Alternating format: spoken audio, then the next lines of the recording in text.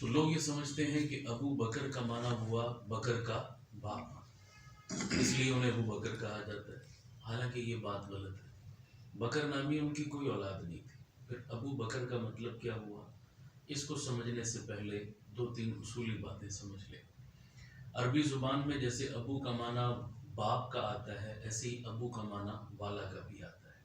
جیسے مثال کے طور پر حضور کے ایک صحابی ہیں، نام تو ان کا عبد الرحمن ابن صخر تھا، لیکن دنیا انہیں ابو ہریرہ رضی اللہ تعالیٰ عنہ کے نام سے جانتی ہے۔ ہریرہ عربی زبان میں بلی کے چھوٹے بچے کو کہتے ہیں۔ اب ابو ہریرہ کا معنی بلی کے بچے کا باپ، یہ تو نہیں ہو سکتا معنی، انسان تو بلی کے بچے کا باپ نہیں ہو سکتا۔ لا محالہ یہاں پر دوسرا معنی کریں گے ابو ہریرہ بلیوں والا۔ بلیاں پالنے کا شوق تھا انہیں، تو ایک موقع پر ان کی شغف اور محبت کو دیکھ کر اللہ کے نبی نے انہیں فرمایا تھا یا ابا ہریرہ، اے بلیوں والے۔ تو انہیں یہ نام اتنا پسند آیا، حضور کی زبان سے نکلا ہوا، کہ اصل نام پیچھے چھوڑ دیا اور حضور کی زبان سے نکلے ہوئے اس بول کو اپنی پہچان بنا لیا۔ آج عبد الرحمن ابن صخر کو کوئی نہیں جانتا، ابو ہریرہ کو ساری دنیا جانتی ہے۔ اسی طرح حضرت علی کی کنیت تھی ابو تراب۔ تراب عربی میں مٹی کو کہتے ہیں، ابو تراب مٹی کا باپ، یہ گمانا نہیں بنتا۔ حضرت علی اور فاطمہ میاں بیوی تھی، اور میاں بیوی کی کبھی کبھی آپس میں نوک جھونک اونچ نیچ ہو جاتی ہے گھر میں۔ ایک بات پر کوئی ناراضگی ہو گئی، حضرت علی ناراض ہو کر گھر سے چلے گئے۔ رسول پاک کو جب پتہ چلا کہ میری بیٹی فاطمہ پریشان ہے، تو باپ ہونے کے ناطے آپ سے برداشت نہ ہوا، اور آپ حضرت علی کو تلاش کرتے نکل گئے کہ ان کو میں منع کر لاؤں، میری بیٹی پریشان ہے۔ تو باہر گئے، ایک چٹیل میدان میں حضرت علی زمین پر لیٹے ہوئے تھے، مٹی سے لت پت تھے، جسم پر کپڑوں پر مٹی لگی ہوئی تھی۔ تو حضور نے اس موقع پر فرمایا قم یا ابا تراب، اے مٹی والے کھڑے ہو جا۔ تو وہ ابو تراب مٹی والا، مٹی کا باپ نہیں، تو وہ نام ان کی کنیت بن گئی، ان کی پہچان بن گئی۔ ہم سب اہل سنت والجماعت حنفی ہیں، امام ابو حنیفہ رحمۃ اللہ علیہ کے فالور ہیں، مقلد ہیں، اسی نسبت سے حنفی کہلاتے ہیں۔ ہمارے امام کو بھی دنیا کس نام سے جانتی ہے، ابو حنیفہ۔ تو لوگ یہ سمجھتے ہیں کہ حنیفہ نام کی ان کی وہ بچی تھی، اس نسبت سے انہیں ابو حنیفہ، حنیفہ کا باپ کہا جاتا ہے، ایسا نہیں ہے۔ پھر ابو حنیفہ کا معنی کیا ہے؟ حنیف عربی زبان میں کہتے ہیں صاف ستھرا، یونیک، منفرد، ہر قسم کی ملاوٹ سے پاک چیز کو کیا کہتے ہیں؟ حنیف۔ جیسے قرآن میں بھی آتا ہے وَاتَّبِعْ مِلَّةَ إِبْرَاهِيمَ حَنِيفًا، اے نبی آپ ملت ابراہیم کی پیروی کیجئے جو دین حنیف کے پیروکار تھے۔ دین حنیف کا معنی ملاوٹ سے پاک دعوت تھی، ملاوٹ سے پاک ان کا پیغام اور مشن تھا، اس ملاوٹ سے پاک شریعت کی آپ کیا کریں؟ پیروی کریں۔ تو حنیف کا معنی ملاوٹ سے پاک۔ ابو حنیفہ کو ابو حنیفہ کیوں کہتے ہیں؟ حنیفہ کا باپ معنی نہیں، کیا مطلب؟ پیغمبر کی شریعت کو ملاوٹ سے پاک کرنے والا۔ تو امام صاحب نے توحید کو شرک سے، سنت کو بدعت سے، اور مسائل کو رسومات سے پاک کر کے امت کے حوالے کیا تھا، اس لیے انہیں کیا کہیں گے؟ شریعت کو ملاوٹ سے پاک کرنے والا۔ سمجھ آگے نا جی؟ اب اسی اصول کے مطابق ابو بکر کو سمجھیں۔ ابو بکر، اب بکر ابو کا معنی والا ہے، اور بکر کا معنی کیا ہے اس کو سمجھ لیں۔ بڑا ایمان افروز یہ بھی بات ہے، با کاف اور را، بکر۔ بکر عربی زبان میں، عربی گرامر کا، وعلیکم السلام، عربی زبان کا لفظ ہے، با کاف اور را، اس کے یہ تین مین حروف ہیں، حروف اصلی ان کو کہتے ہیں۔ عربی گرامر کا ایک اصول ہے، وہ اصول یہ ہے کہ کسی بھی حرف کے حروف اصلی اگر اصل کلمے کے مقابلے میں آ جائیں تو اس کے معنی میں اولیت آ جاتی ہے، پہلا نمبر آ جاتا ہے، معنی ہی اولیت کا ہوتا ہے۔ اس کی دو تین مثالیں میں عرض کرتا ہوں۔ مثلا عربی زبان میں ایک لفظ ہے بکور۔ بکور میں بھی با کاف اور را یہ اصل حروف ہیں۔ بکور کہتے ہیں صبح کے وقت کو، جب سحری کا وقت ختم ہوتا ہے اور فجر کی اذانیں شروع ہوتی ہیں، جس کو ہم اپنی زبان میں صبح صادق کا وقت کہتے ہیں، عربی میں اسے کیا کہتے ہیں؟ بکور۔ وہ صبح کا سب سے پہلا وقت ہے، اس میں بھی یہ تینوں حروف با کاف اور رائے ہیں، تو معنی کس کا پایا گیا؟ اولیت کا، صبح کا پہلا وقت۔ جیسے قرآن میں بھی آتا ہے وَسَبِّحُوهُ بُكْرَةً وَأَصِيلًا، اللہ کو یاد کرو بکرا یعنی صبح کے وقت میں بھی اور شام کے وقت میں بھی۔ तो बुकरा का माना अव्वलियत का हुआ। इसी तरह अरबी जुबान में कहते हैं अल-मिबकार, मिबकार कहते हैं मौसम का पहला पहला फल, जो मौसम के बिल्कुल स्टार्ट में आता है दरख्त पर, उसे अल-मिबकार कहते हैं। अल-मिबकार में भी असल हुरूफ तीन ही है, बा, काफ और रा, तो माना किसका आ गया? अव्वलियत का आ गया। इसी तरह हम कहते हैं बाकिरा, उर्दू में भी बोलते हैं बाकिरा, उस औरत को कहा जाता है जिसको बहैसियत खामिन के कोई शख्स पहली मर्तबा छुए, हाथ लगाए, उसे क्या कहते हैं? बाकिरा कहते हैं। बाकिरा में भी असल तीन ही हुरूफ हैं, बा, काफ और रा। अब इन दो तीन मिसालों से पता चला बकूर में भी बा, काफ और रा है, माना सुबह का पहला वक्त। अल-मिबकार में भी बा, काफ और रा है, माना मौसम का पहला फल। बाकिरा में भी बा, काफ और रा है, माना पहली मर्तबा किसी औरत को बहैसियत खामिन के कोई हाथ लगाने वाला। इसी तरह बकर में भी बा, काफ और रा आए, तो माना किसका? पहले नंबर का हुआ। तो अबू हनीफा का माना हुआ कि पैगंबर की शरीयत को मिलावट से पाक करने वाला। अबू हुरैरा का माना हुआ बिल्लियों वाला। अबू तुराब का माना हुआ मट्टी वाला। तो अबू बकर का माना हुआ पहले नंबर वाला। तो माने में ही क्या पाई जाती है? फर्स्ट पोजीशन, पहले नंबर वाला, ये अबू बकर का माना है। यहाँ नुक्ता काबिल गौर है, जिसके लिए मैंने ये सारी तमहीद बात। वो नुक्ता क्या काबिल गौर है? नुक्ता ये काबिल गौर है कि अबू बकर पहले नंबर वाला, ये महज एक कुनियत नहीं थी, महज एक टाइटल नहीं था, महज एक नाम या लेबल नहीं था, ये एक मिशन था। ये क्या था जी? एक मिशन था। क्या मतलब मिशन था? यानी हजरत सिद्दीक़ अकबर रज़ी अल्लाह ताला अन्हु की जिंदगी का ये मिशन था, काज था, एम था, मकसद था कि शरीयत के हर तकाजे पर मैंने अपने आप को पहले नंबर और पहली सफ में रखना है। अब हजरत सिद्दीक़ अकबर की पूरी जिंदगी आप पढ़ जाएं, वक्त नहीं है, इब्तिदा से कलमा पढ़ने में पहले नंबर, ईमान लाने में पहला नंबर, नबी को बेटी का रिश्ता देने में पहला नंबर, माल लुटाने में पहला नंबर, हिजरत करने में पहला नंबर, और गार और मज़ार में पहला नंबर, आज रोजे में भी नबी के साथ पहला नंबर, कल क़यामत में उठेंगे तो पहला नंबर, जन्नत में जाएंगे तो ये पूरी लिस्ट है यार, लंबी है, मैंने तो चंद इशारे किए। तो ऐसा मिशन उन्होंने पूरा किया कि जिंदगी में फिर उनसे आगे इस नंबर पे कोई नहीं आ सका। क्यों नहीं आ सका? ऐसा अव्वलियत उनके मिजाज में रच बस गई थी कि उनका नाम ही क्या पड़ गया? अबू बकर पड़ गया। तो अबू बकर सिर्फ कुनियत नहीं है, अबू बकर एक मिशन है। बोलिए एक क्या है? मिशन। इसी तरह अबू हनीफा भी क्या है? एक मिशन है। और वो मिशन क्या था? नौमान इब्न साबित, हमारे इमाम साहब का असल नाम था नौमान इब्न साबित। अबू हनीफा मिशन था। क्या मिशन था? कि पैगंबर की शरीयत को हर मिलावट से क्या रखना है? पाक रखना है। ये मिशन था। अब मैंने पॉइंट क्या समझाना है, जिसके लिए सारी तमहीद बांधी। तमहीद इसलिए बांधी, पॉइंट ये है यहाँ पर कि नौमान इब्न साबित को कोई नहीं जानता, अबू हनीफा को सारी दुनिया जानती है। अब्दुल्ला या अतीक नाम से चंद लोग वाकिफ हैं, अबू बकर से सारी दुनिया वाकिफ है। इससे क्या पता चला कि किसी भी तहरीक के अंदर नाम असल नहीं होता, मिशन और काज असल होता है। क्या होता है जी? मिशन और काज क्या होता है? असल होता है। काज और मिशन जिंदा रहता है, शख्सियात और नाम आते जाते रहते हैं। हुसैन इब्न अली रजी अल्लाह ताला अन्हु आज हम में मौजूद नहीं है, उन्हें दुनिया से पर्दा किए हुए सदियां गुजर गई, लेकिन उनका मिशन आज भी हमारे दरमियान क्या है?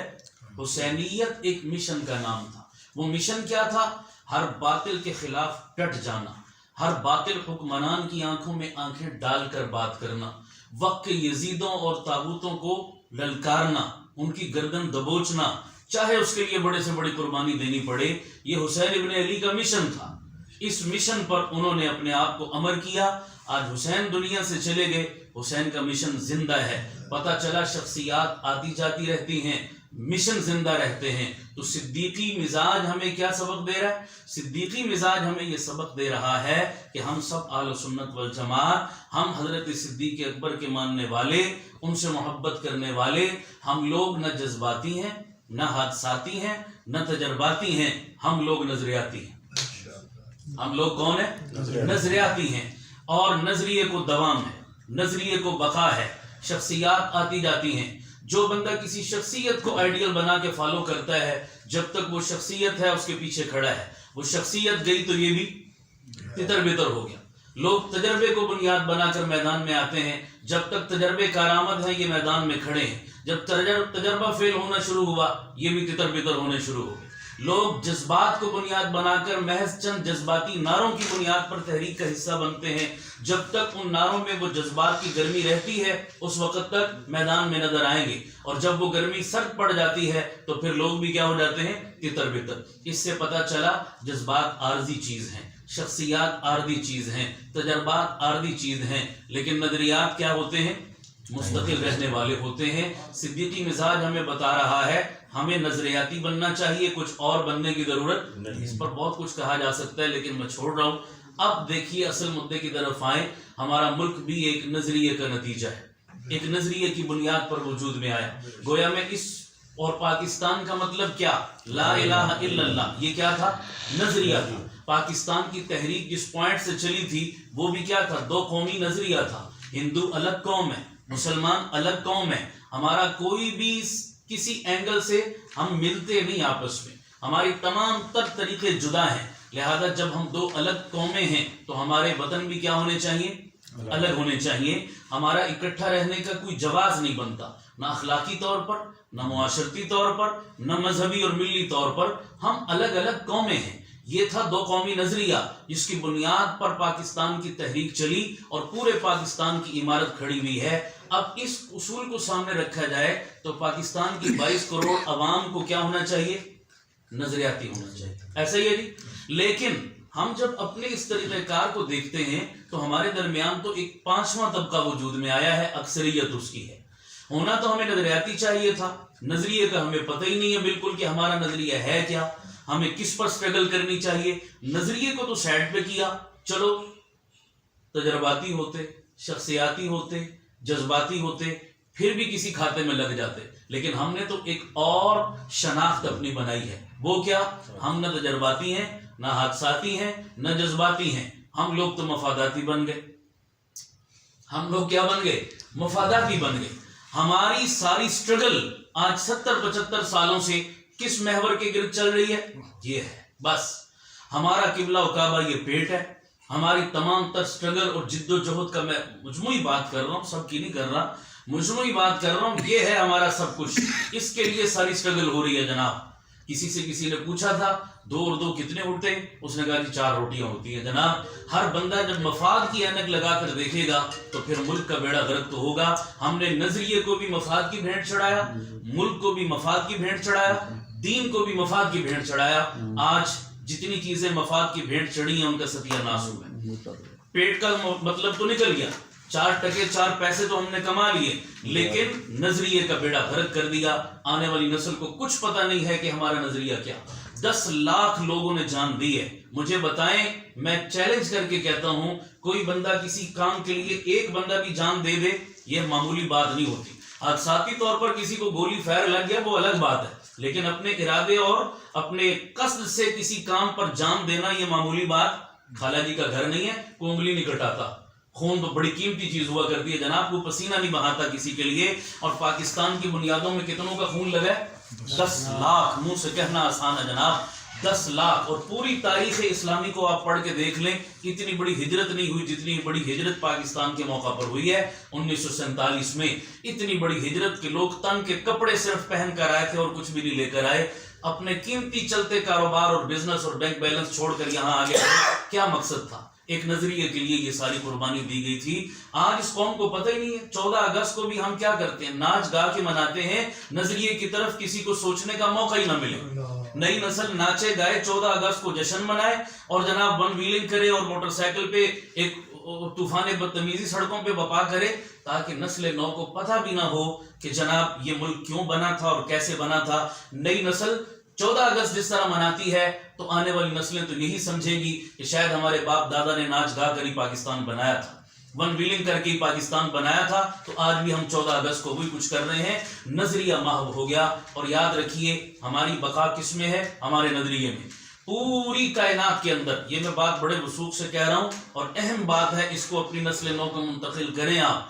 2 ریاستیں ہیں جو نظریے کی بنیاد پر وجود میں آئی پوری 1400 سال اسلامی تاریخ میں، یا 14 صدی پہلے ریاست مدینہ نظریے کی بنیاد پر وجود میں آئی تھی، 1400 سال کے بعد آپ کا پاکستان ہے جو نظریے کی بنیاد پر وجود میں آیا۔ بیچ میں یہ سارا گیپ ہے، دنیا کا کوئی اور ملک ایسا، تمام ممالک جغرافیے کی بنیاد پر وجود میں آئے، انہوں نے سرحد کی باؤنڈریاں لگائی اور اس کی بنیاد پر کہا یہ تمہارا، یہ ہمارا، یہ تمہارا ایریا، یہ ہمارا ایریا، باؤنڈریوں کی بنیاد پر وجود میں آئے ہیں۔ دنیا کے 2 واحد سلطنتیں ہیں جو جغرافیے یا مدینہ ہے یا پاکستان ہے، ان کی جڑیں آپس میں بہت گہری ملتی ہیں۔ تو کسی بھی عمارت کی بنیاد پر دار و مدار ہوتا ہے جناب، بلڈنگ کی بنیاد کمزور ہو جائے تو ایک دن وہ بلڈنگ ساری کی ساری کہاں آ جائے گی؟ دھڑم سے نیچے آ جائے گی۔ اور پاکستان کی بنیاد کیا ہے جی؟ نظریہ لا الہ الا اللہ۔ آج اس کو خطرہ لگا ہوا نہیں لگا ہوا؟ سب سے زیادہ خطرے میں، آپ کی معیشت اتنی خطرے میں نہیں ہے جتنا آپ کا نظریہ خطرے میں۔ آج معیشت کے لیے تو کتنی پارٹیاں پریشان، کتنے لیڈر پریشان، کتنے وہ اکانومی کے ماہرین پریشان، پاکستان کی معیشت کو اس رخ پر لے جاؤ، اس رخ پر لے جاؤ، ایسا کرو ویسا کرو، یوں کرو وہ کرو۔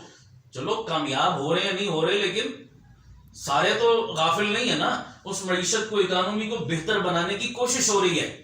تو میں کہتا ہوں معاشی طور پر پاکستان اگرچہ خطرے میں، لیکن اتنا خطرہ معاشی نہیں ہے جتنا ہمیں نظریاتی خطرہ ہے۔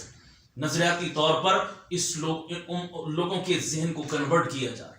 ہم اسی نظریے کو بچانے کے لیے میدان میں نکلے کہ خدارا اپنی گلیوں نالیوں سے باہر نکلو۔ یہ گلیاں نالیاں، روڈ، سڑکیں، قوم، قبیلے، پارٹیاں، یہ سب کچھ تبھی باقی ہے اگر آپ کا نظریہ باقی ہے۔ اللہ کی قسم اگر نظریہ نہ رہا آپ کے ملک کا وجود ختم ہو جائے گا۔ جو قومیں اپنے نظریاتی تشخص کو فراموش کر دیتی ہیں ان کا نام و نشان تک مٹ جاتا ہے، وہ غلامی کی زندگی گزارتی ہیں۔ آج کافروں کو دیکھ لیں، پوری دنیا میں جنگ ہے، کس کی جنگ ہے؟ لوگ کہتے ہیں ایٹم کی، بارود کی، گولی کی، بندوق کی، کوئی جنگ نہیں ہے، نظریات کی جنگ ہے، تہذیبوں کی جنگ ہے۔ پوری دنیا کی لڑائی کیا ہے؟ ہر ایک مذہب اپنا نظریہ دوسرے پر کیا کرنا چاہتا ہے؟ مسلط کرنا چاہتا ہے۔ اس کے لیے وہ آلات مستقل، انسٹرومنٹس الگ استعمال کرتا ہے، کوئی دھاندلی، کوئی دھونس، کوئی لالچ، کوئی روپیہ، کوئی ڈالر، کوئی طاقت، کوئی اقتدار، کوئی سیاست، یہ انسٹرومنٹس ہیں سارے۔ ان انسٹرومنٹس کو، ان آلات کو استعمال کر کے اصل میں اپنا نظریہ کیا کیا جا رہا ہے؟ مسلط کیا جا رہا ہے۔ اور ہمارے ملک میں سب سے زیادہ انویسٹمنٹ کس پر ہو رہی ہے؟ آپ کے نظام تعلیم پر۔ اب یہ ایک مستقل موضوع ہے، میں تفصیل میں نہیں جا سکتا۔ آپ کے ملک میں یورپ اور کفریہ طاقتیں سب سے زیادہ جو انویسٹمنٹ کر رہا ہے وہ کون سے سیکٹر میں کر رہا ہے؟ تعلیم کے سیکٹر میں۔ کیوں؟ آپ کی آنے والی مستقبل جو ہے، وعلیکم السلام، آنے والا مستقبل آپ کا یہاں اسکولوں سے تیار ہو رہا ہے، کالجوں یونیورسٹیوں سے تیار ہو رہا ہے آپ کا مستقبل۔ اور اس مستقبل کے نظریے کو کیا کر دو؟ کچل کر رکھ۔ سمجھ آ رہی نہیں آ رہی؟ اسکولوں میں آپ دیکھ لیں کیا کچھ ہو رہا ہے جناب، کیا سکھایا جا رہا ہے، کیا پڑھایا جا رہا ہے۔ کہیں نظریے کی بقا ملتی ہے آپ کے اسکولوں کے تعلیمی میدان کے اندر؟ سوال ہی نہیں پیدا ہو۔ ہمارے ایک دوست ہیں، اچھے خاصے کھاتے پیتے گھرانے سے تعلق ہے، مجھے کہنے لگے جی اللہ نے مجھے بیٹی دی، تو میری بیٹی جب کچھ سمجھدار ہوئی تو مجھے فکر ہوئی کہ میں اس کو کسی اسکول میں داخل کراؤں۔ اب یہ بہت کم باپ سوچتے ہیں کہ انگلش میڈیم، تو سب کی سوچ ہوتی ہے انگلش میڈیم میں داخل کرا دوں، بس انگریزی کا بھوت سوار ہے انگلش میڈیم میں۔ اب انگلش میڈیم کی آڑ میں ہمارے بچوں کو زہر کیا دیا جاتا ہے وہ نہیں پتا کسی کو۔ کتنے لوگ نصاب جا کے چیک کرتے ہوں، ہمیں نصاب سے سروکار ہی نہیں، نصاب سے ہی نظریات ملا کرتے ہیں، یاد رکھیے۔ اس کے ذہن میں یہ آئی بات کہ کچھ دینی سوچ بھی رکھتا تھا وہ بندہ، تو کہنے لگا میں بڑے بڑے اسکولوں میں گیا، میں نے کہا جی پہلے مجھے نصاب چیک کرائیں، آپ ہمارے بچوں کو پڑھاتے کیا ہیں انگلش میڈیم کی آڑ میں؟ تو مجھے آئیں بائیں شائیں کر کے ٹال دیتے، مجھے کوئی تسلی بخش جواب نہیں ملتا۔ بڑے بڑے اسکولوں میں گیا، پھر ایک اسکول میں پہنچا تو میں نے ان سے بڑا اصرار کیا، تو پرنسپل صاحب نے کتاب میرے سامنے رکھ دی، اتفاق سے وہ میرے سامنے آئی، تو میں نے دیکھا پہلی کلاس کا پہلا بچہ جو عنوان پڑھ رہا ہے سبق، اب اس سبق کا عنوان، اس چیپٹر کا عنوان ہے لو، پیار۔ یہ پہلی کلاس کے بچے کو چیپٹر، اب وہ جو لو اوپر عنوان تھا اور نیچے پہلا جملہ کیا لکھا ہوا تھا؟ عائشہ لو پیٹر، پیٹر لو عائشہ، کہ عائشہ پیٹر سے پیار کرتی ہے اور پیٹر عائشہ سے۔ اب شاید ایسے جملے ہماری نظروں سے کئی گزرتے ہوں، ہم تو سطحی نظر سے دیکھتے ہیں، گزر جاتے ہیں، لیکن تھوڑا سا اس کے اندر جھانکے نا تو آپ کے رونگٹے کھڑے ہو جائیں۔ عائشہ اس نام کے ساتھ کتنا تقدس وابستہ ہے۔ ہم اپنی بیٹیوں کے نام عائشہ کیوں رکھتے ہیں؟ کبھی ذرا سوچئے کتنی بڑی نسبت ہے اس نام کی۔ اور پیٹر کس کا نام ہے جی؟ اچھا مسلمانوں والا نام ہے، یہ تو عیسائیوں والا نام ہے۔ اب وہ جو رائٹر اور مصنف ہے وہ نظریہ دیکھیں کیسے چینج کر رہا ہے. پہلے دن سے کھرچ رہا ہے دماغ کو, اور وہ کیا ذہن میں فیڈ کر رہا ہے کہ جناب لب اور محبت کے اندر مذہب کی دیوار کوئی حیثیت. پیٹر چاہے عائشہ سے لو کرے, عائشہ چاہے پیٹر سے لو کرے, یعنی مسلمان نوجوان چاہے عیسائی لڑکی سے محبت کی پینگیں بڑھائے اور عیسائی لڑکی چاہے تو مسلمان نوجوان کو اپنے دام محبت میں گرفتار کرے. یہ مذہب کی دیوار تو ملا لوگوں کی کھڑی کی ہوئی ہے. یہ مذہبی لوگ ہیں چند جو مذہب کو ہر جگہ گھسیڑ کے لے آتے ہیں, ورنہ محبت کی تو کوئی مذہب نہیں ہوتا, پیار کا تو کوئی دھرم نہیں ہوتا جناب, وہ تو ہر جگہ آپ کر سکتے ہیں. یہ پہلے دن کے بچے کو سبق پڑھایا جا رہا ہے تو 16 کلاسیں پڑھ کر اس کے نظریات کا عالم کیا ہوگا. ہم روتے ہیں نا کہ ہمارے وزیر داخلہ صاحب کو سورہ اخلاص پڑھنی نہیں آئی, ہم تو حیران ہو رہے ہوتے ہیں. بابا آپ سوچئے یہ نکل کے کون سے اداروں سے آئے, یہ کون سے اداروں سے پڑھ پروان چڑھ کے آتے ہیں. آپ کی اسمبلیوں میں اکثریت کے یہی حال ہے. جن لوگوں کو آپ بھیج رہے ہیں ان کے نظریات مسخ ہیں, ان کی سوچ مسخ ہے بالکل. تو آپ ان سے توقع کرتے ہیں وہ ریاست مدینہ بنائیں گے, آپ ان سے توقع کرتے ہیں وہ اسلام لائیں گے اس ملک کے اندر. کس قدر سادہ ہے امیر ہوئے جس کے سبب بیمار اسی عطار کے لونڈے سے دوا لیتے. کتنے سادہ ہیں ہم, جو بیماری کے سبب بن رہے ہیں ہم اسی سے دوائی لینے کے لیے جا رہے ہیں جناب. اتنے سادہ نہ بنے, ہم ہیں نہیں اتنے سادہ جتنے ہم بنے ہوئے. دنیا کے معاملے میں کیا سنجیدہ اور سمجھدار ہے, لیکن دین کے معاملے میں حد سے زیادہ سادہ بن گئے تو اپنے نظریات کی بقا کی ہمان نالی گلی نہیں رہ گئی. ہم کہتے ہیں بس جی میری نالی بنا دو, میری گلی ٹھیک کرا دو, باقی میرے ووٹ کے ساتھ تم اوپر جا کر جو دل لے کرو کھلواڑ کھیلو, ملک کے ساتھ جو دل لے کرو, دین کے ساتھ جو دل لے کرو. مجھے تو اس کی ہوش ہی نہیں, کرنا تو دور کی بات. ابھی تازہ رپورٹ آئی ہے جناب, مجھے میرے تک پہنچی, پتہ نہیں آپ حضرات تک پہنچی یا نہیں پہنچی.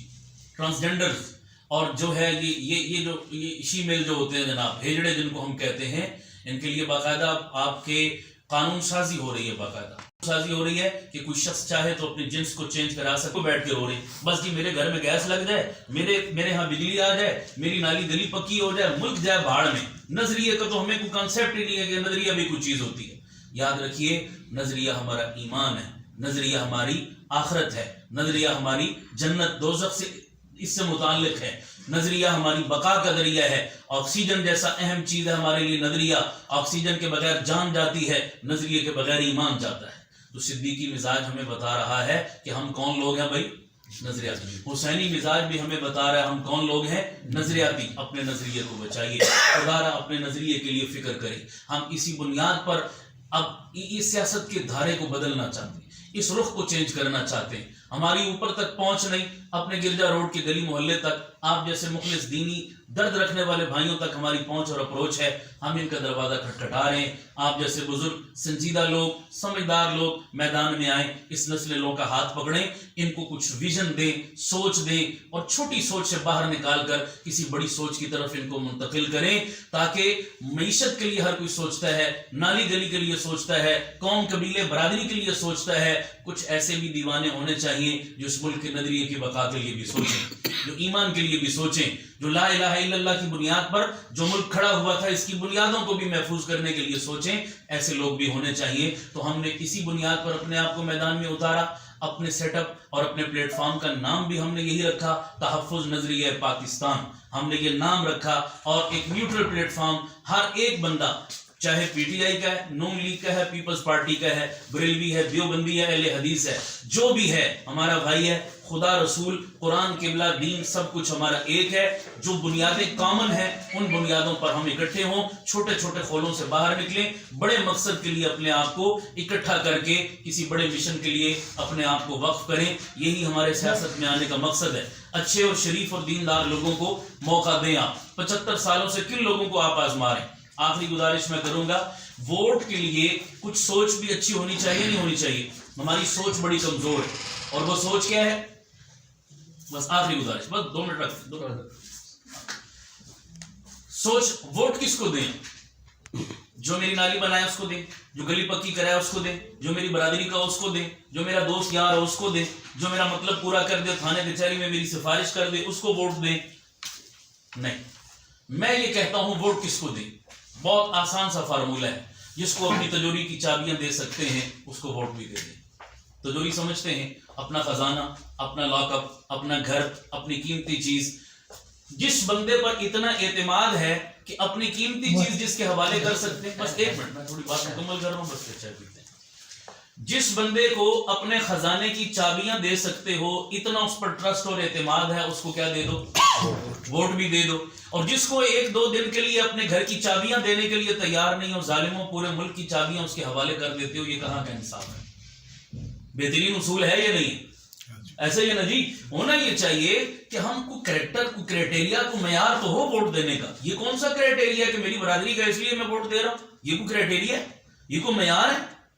یہ تو کوئی معیار نہیں ہے، شرعاً قانوناً اخلاقاً کسی اینگل سے یہ معیار نہیں بنتا، چونکہ میری برادری ہے، چونکہ میرا یار ہے، چونکہ میرا پارٹنر ہے، چونکہ میرا دوست ہے، چونکہ میرا محلے دار ہے، اس لیے میں ووٹ دے رہا ہوں۔ باقی کوئی کرائٹیریا نہیں ہے کہ خوف خدا اس میں ہے یا نہیں ہے، امانت اور دیانت کا کیا معیار ہے، دین تقویٰ للہیت ہے، کبھی شخص کو مسجد میں دیکھا، کبھی نماز روزہ کرتے ہوئے دیکھا؟ جب ہمارا کرائٹیریا ہی کوئی نہیں ہے، غلط لوگوں کو جو الیکشن سے ہفتہ 10 دن پہلے آئے، تھاپڑا لگائے، ہمیں سبز باغ دکھائے، اسی کو ہم پکڑ کے اپنے سر پہ مسلط کرتے ہیں، پھر 5 سال بیٹھ کے روتے ہیں اب یہ ظلم ہو گیا، یہ زیادتی ہو گئی، یہ ہمارے ساتھ فلاں ہاتھ کر گیا، فلاں مہنگائی کر گیا۔ بابا یہ تو ہونا ہے، پھر ہمیں رونے کا اور احتجاج کا کوئی حق نہیں ہے، ہم بھگتے ہیں پھر جو کچھ کر رہے ہیں۔ 70 سالوں سے ہمارے ساتھ یہی ہو رہا ہے، کچھ سوچ کو اپنے بدلیں۔ سال میں ایک دفعہ تو ہم گھر بدل لیتے ہیں، پلاٹ بدل لیتے ہیں، بزنس بدل لیتے ہیں، موبائل بدل لیتے ہیں سال میں 2 دفعہ، کم از کم 70 سالوں میں ایک دفعہ سوچ بھی بدلی ہوتی، اپنا کرائٹیریا معیار بھی بدلا ہوتا، زاویہ بدلا ہوتا، تو آج ہمیں یہ حالات نہ دیکھنے پڑتے۔ ہم یہی سوچ لے کر آپ حضرات کی خدمت میں بھی آئے کہ بھائیوں ہمیں اس کے لیے مل کر سوچنا ہے، کوشش کرنی ہے، اور آگے بلدیاتی الیکشن میں ہم نے یہ فرسودہ لوگوں سے، نظام تبھی بدلے گا جب افراد کو بدلیں گے۔ آپ چہرے جب تک یہ پرانے چہروں کو مڑ مڑ کے آزماتے رہیں گے، نظام کیسے بدلے گا؟ لوگ کہتے ہیں جی نظام بدلو، افراد وہی ہوں۔ کیسے افراد وہ ہوں گے جناب؟ سب سے پہلے اپنی سوچ کو بدلیں، افراد بدلیں گے، افراد بدلیں گے تو نظام بدلے گا۔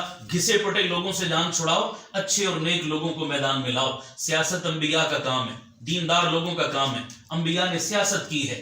حضور نبی پاک صلی اللہ علیہ وسلم فرما رہے ہیں، بخاری کی روایت ہے کہ تمام انبیاء سیاست کیا کرتے تھے، ایک نبی دنیا سے چلا جاتا، دوسرا نبی اس کی جگہ لیتا تھا۔ سیاست نبیوں کا کام، خلفائے راشدین نے اقتدار کیا، حکومت کی، سیاست کی ہے، سارے کام کیے۔ میرے نبی ریاست مدینہ کے حکمران خود بنے تھے، کسی وڈیرے کو حوالے نہیں کیا تھا مدینہ کا اقتدار، حضور نے یہ کام کیا، تو آج حضور کی نیابت میں ہماری ذمہ داری بنتی ہے۔ ریاست مدینہ سے لے کر خلافت عثمانیہ تک پوری تاریخ پڑھ لیں، جو مسلح کا امام تھا وہی وقت کا حکمران تھا۔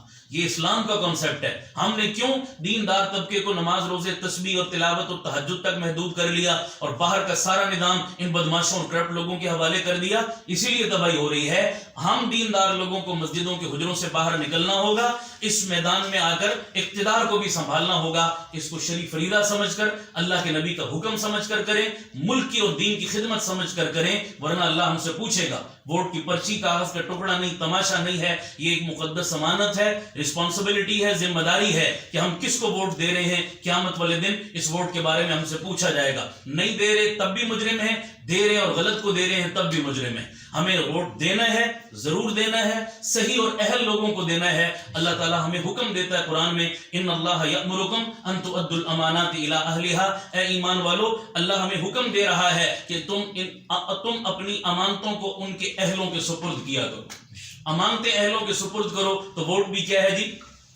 امانت ہے نا۔ اس کو نہ اہلوں کے سپرد ہم 70 سالوں سے کیوں کر رہے ہیں؟ اللہ پوچھے گا نہیں، قرآن میں اللہ ہمیں پابند کر رہا ہے۔ لہذا ووٹ کو ہم اپنی ذمہ داری سمجھیں۔ لوگ بڑے آرام سے کہہ دیتے جی 50 سال ہو گئے کبھی ووٹ نہیں ڈالا، اس پر فخر کرتے ہیں۔ میں نے کہا فخر کرنے کی نہیں، یہ تو افسوس کرنے والی بات ہے کہ 50 سالوں سے کیوں ہم اتنے پیچھے ہیں، اتنا شعور میں کمی کیوں ہے کہ ہم نے آج تک ووٹ نہیں ڈالا۔ اسی لیے تو آج ملک کے یہ حالات ہیں۔ ہم صحیح لوگوں کو منتخب کر کے ووٹ ڈال کے اسمبلیوں میں بھیجتے، آج ہمارے ملک کا یہ حال نہ ہوتا۔ تو یہ گزارش لے کر آپ کی خدمت میں آئے کہ ہم نے اپنے علاقے سے اس کا آغاز کیا، دیندار لوگوں کو ہم لانے کی کوشش کر رہے ہیں، ایک مثبت اور نیوٹرل پلیٹ فارم سے، آزاد حیثیت سے، ہر طبقے، ہر برادری اور ہر مسلک کے بندے کو ہم دعوت دے رہے ہیں کہ آپ ہمارے اس کاز کا حصہ بنیں، ہمارے دست و بازو بنیں، ہماری دعوت کو سمجھیں۔ ہم کسی کو مجبور نہیں کرتے، نہ آج آپ کو بلایا کہ آپ ہمارے ساتھ آئیں اور دعا خیر کر کے اٹھیں، کوئی دعا خیر کی ضرورت نہیں ہے۔ ہماری دعوت کو سنیں، آج تو مختصراً یہ بات کی، پھر جب موقع ملے آپ ہر اینگل سے ہماری باتوں کو اچھی طرح سمجھیں، سنیں، پھر دل مطمئن ہو تو ووٹ دے دینا، نہ دل مطمئن ہو تو ہم آپ کو بالکل مجبور نہیں کریں گے۔ اور یاد رکھنا میرے بھائیوں، ضمیر کا سودا نہ کریں، ہم جب ووٹ ڈالنے جائیں گے وہ بند کمرہ ہوگا، اوپر خدا ہے نیچے میں ہوں، وہاں کوئی مجھے بلیک میل کرنے والا، کوئی مجبور کرنے والا نہیں ہے، وہ میں نے اپنے ضمیر کی آواز پر لبیک کہنا ہے کہ میں نے کس کو ووٹ دینا ہے۔ لہذا اپنے ضمیر کا سودا ہم نہ کریں اور صحیح انتخاب کرتے وقت ہم بالکل نہ ہچکچائیں، بس یہی درخواست تھی۔ اللہ تعالی ہم سب کو عمل کی توفیق عطا فرمائے۔ کوئی سوال کوئی بات ہو پوچھنا چاہیں تو آپ پوچھ لیں، اور چائے بھی آپ پی لیجیے۔